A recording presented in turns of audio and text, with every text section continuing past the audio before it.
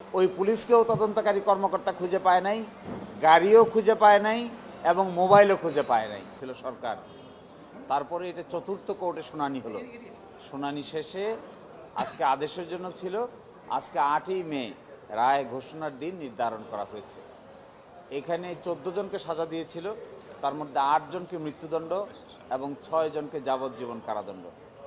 আমরা আশা করব অতীতে এই মামলা শুনানির সময় আমরা যেটা দেখেছি, শেষ পর্যন্ত এসে সকলেই একমত হতো যে এই মামলায় কোনো সাক্ষ্য প্রমাণ নেই, সাজা দিতে হবে, তাই সাজা দেওয়া হয়েছে। ফলে আমরা আশা করব যে আগামী 8 তারিখে মাননীয় হাইকোর্ট বিভাগ রায়ের জন্য নির্ধারণ করেছেন, সকলকেই আমাদের আসামি যারা আছেন বিশেষ করে তাদেরকে বেকসুর খালাস দেবেন, এটি আমাদের প্রত্যাশা থাকবে। আমরা আর্গুমেন্টে বলেছিলাম যে এই মামলায় 3 জন আসামির স্বীকারোক্তিমূলক জবানবন্দি আছে। এই 3 জন আসামির স্বীকারোক্তিমূলক জবানবন্দির ভিত্তিতেই মূলত এখানে ফাঁসি দেওয়া হয়েছে 8 জনকে, আর 6 জনকে যাবজ্জীবন সাজা দেওয়া হয়েছে। এই 3 জন আসামির স্বীকারোক্তিমূলক জবানবন্দির একটার সাথে আরেকটার কোনো মিল নেই। একজনে যে কথা বলছেন আরেকজনে তার বিপরীত কথা বলছেন, আরেকজনে ভিন্ন স্টোরি বলছেন। ফলে এটা আমাদের বিবেচনায়, আইন অঙ্গনের অভিজ্ঞতার বিবেচনায় এই মামলায় কাউকে সাজা দেওয়ার কোনো সুযোগ আছে বলে আমরা মনে করি না। এখানে সার্কামস্টেন্সিয়াল এভিডেন্স অর্থাৎ পারিপার্শ্বিক কিছু এভিডেন্স নিয়ে আসার চেষ্টা করা হয়েছিল। তার মধ্যে ছিল একটা গাড়ি, আর তার মধ্যে ছিল মোবাইল কল এবং একজন পুলিশ। ওই পুলিশকেও তদন্তকারী কর্মকর্তা খুঁজে পায় নাই, গাড়িও খুঁজে পায় নাই এবং মোবাইলও খুঁজে পায় নাই। ফলে কাকে কিভাবে কি উদ্দেশ্যে সাজা দিয়েছে নিম্ন আদালত, এইটা তিনিই ভালো জানেন আর আল্লাহই ভালো জানেন।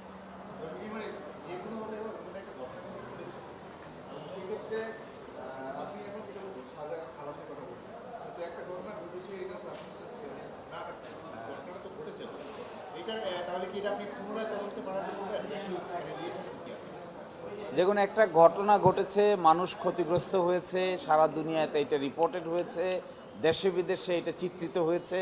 পয়লা বৈশাখের সকালবেলায় ঘটনা ঘটেছে, এইটার জন্য আমরা অবশ্যই বেদনা বিদুর এবং আমরা সিম্পেথাইজড। যারা ভিকটিম হয়েছেন অবশ্যই তাদের বিচার পাওয়ার অধিকার আছে, যারা ভিকটিম হয়েছেন অবশ্যই তাদের ন্যায় বিচার পাওয়ার অধিকার আছে। কিন্তু আমাদের দেশের বিচার ব্যবস্থার ইনভেস্টিগেশনের দুর্বলতার কারণে এই ভিকটিমরা তার বিচার পাবে না। অ্যাট দ্য সেম টাইম একটা ঘটনা ঘটেছে তাই বলে যাকে ইচ্ছা তাকেই তো আর ফাঁসি দিয়ে যাওয়া যাবে না। ঘটনা ঘটেছে সত্যি, মৃত্যুবরণ করেছে সত্যি, তাদেরও দুঃখ আছে, কিন্তু যাদেরকে ফাঁসির সেলে রাখা হয়েছে তাদেরও তো দুঃখ আছে। ফলে এই যে যখন বিচার সঠিক প্রক্রিয়ায় হয় না, কিংবা তদন্ত সঠিক প্রক্রিয়ায় হয় না, কিংবা রাজনৈতিকভাবে বাধাগ্রস্ত করা হয়, ইচ্ছা মতো যেদিকে ইচ্ছে এদিকে টেনে নেওয়া হয়, তখন বিচারের এই দশাই হয়। না ভিকটিম বিচার পায়, না যিনি থাকেন মৃত্যুর সেলে তিনি বিচার পান।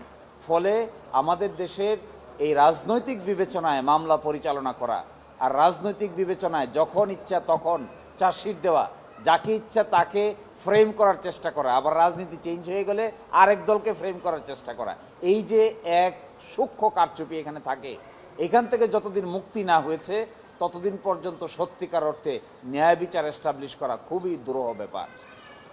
21শে আগস্টের মামলা দেখেছেন আপনারা, সেম দেখেছেন আপনারা 10 ট্রাকের কেস, একই দেখছেন এখন রমনার কেস। এখানে সরকার পরিবর্তন হয়, চার্জশিটও পরিবর্তন হয়। যখন সরকার একটা থাকে তখন চার্জশিট এক ধরনের হয়, সরকার পরিবর্তন হয়ে গেল আসামি অন্য লোক হয়ে যায়।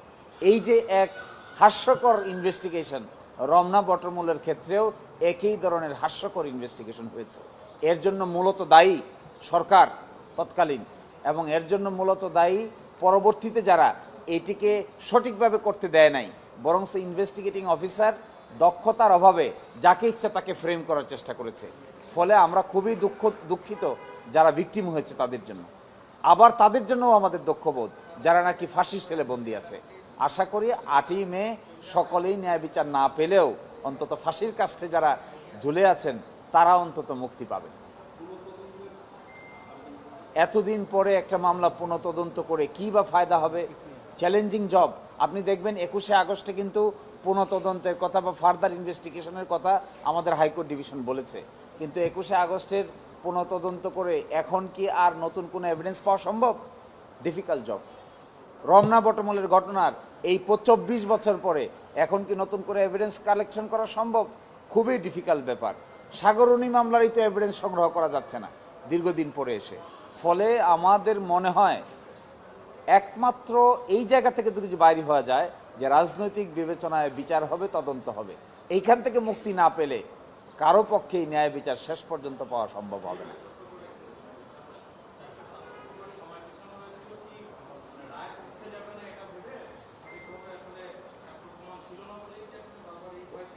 এক্স্যাক্টলি তাই। কারণ প্রথম মামলা যখন শুনানি হয়ে গেল, আদালতে কোর্টের পক্ষ থেকে মনোবাসনা প্রকাশ করা হলো যে এই মামলাতে কিছু নাই, কাকে সাজা দিব, কিভাবে সাজা দিব। তখন রাষ্ট্রপক্ষ থেকে বলা হলো যে এটা আমরা এখন আউট অফ লিস্ট করে ফেলি, মাননীয় প্রধান বিচারপতির দপ্তরে পাঠাই। সেখানে পাঠিয়েছেন, সেখান থেকে আরেকটা কোর্টে পাঠিয়েছেন, সেখানে এসে একই অবস্থা। আবার প্রধান বিচারপতির দপ্তরে গেছে, সেখান থেকে আরেকটা কোর্টে গেছে, সেখানে এসে একই অবস্থা, সেখান থেকে আবার প্রধান বিচারপতির দপ্তরে গেছে।